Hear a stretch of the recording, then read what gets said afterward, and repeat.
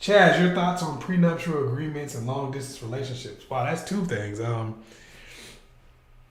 Prenuptial agreements, it depends on the person. I think prenuptial agreements should really be mandatory though, and here's why. Here's why I say that. It's not because I think that all women or all men or anybody is out to get anyone. I think the problem with not having prenuptial agreements is people are really fake with each other.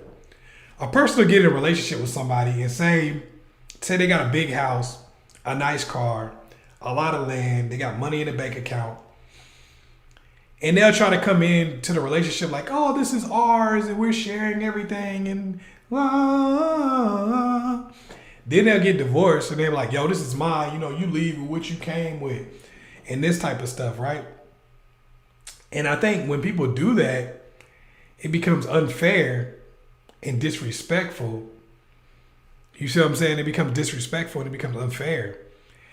Because a person gets into a relationship and they're thinking, hey, you said this was both of ours and all this kind of stuff. Now, you tripping. Or, excuse me. Or a person will get into a situation where they say, I'm not in it for the money. But then when a breakup happens, now they want half of the money. They want child support. They want alimony. They want all this other stuff.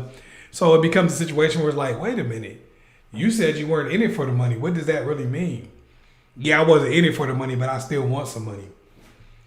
So I think that's the thing with prenups. I think that they should be mandatory because it really just tells up front on paper what both people expect if there was ever a breakup. I think that often people say, oh, well, that's how you mess up a relationship.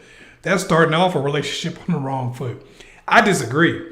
That tells you what a relationship really is. That tells you what you both really think and what you both really want. That tells what's actually important. And it gets all the fakeness out of the way. It also creates something. I think when people have children too, I think when you have a kid, what you want to do is when you guys are in that hospital, but maybe even before the kid is born, write up a paper that says, hey, if we break up, this will happen.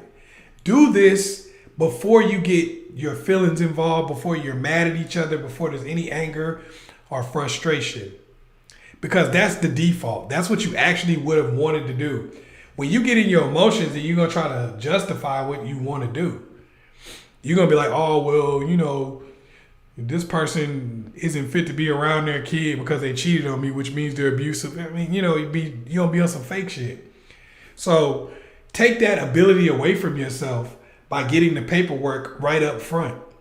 If you get that paperwork right up front, then you do the right thing with that. And the right thing is basically doing what's best for you and your family, not just whatever you need to do to get revenge. I'll try to go with Lulu. I'll try to go into those interpersonal skills a little bit. As far as long distance relationships, close the distance as fast as possible. That's the biggest thing I can say about that. They can be cool, especially for women. Men, I would never suggest you get into a long distance relationship. We're different. Men and women are different. For women, it's cool because it actually gets you closer to the person where you can build a spiritual connection before you even do anything. And if the dude is willing to get into a long distance relationship with you, 99 times out of 100, he's really head over heels about being with you. But I would close the distance as fast as possible because otherwise that dude gonna start smashing some other people unless he just doesn't have the option. You feel what I'm saying? So I do agree with long distance relationships for women for a short period of time. Guys, I would say never get into one because 9 times out of 10, you're probably gonna end up in the friend zone from that. Just to keep it real. Pops, I'm hurt. She done left me, man. What you think I should do? Boy, back in my day, all you had to do was go to her job and you cry and you get down on your knees. You beg and plead for her sympathy. I'm telling you, boy, that's all you gotta do. Pops, you talking about stalking her. That's a crime now. Yo, it's your man, Chaz Ellis. And I know y'all tired of getting the same old 1965 game that never works. Well, click the link below and check out 9 ways to get your ex back.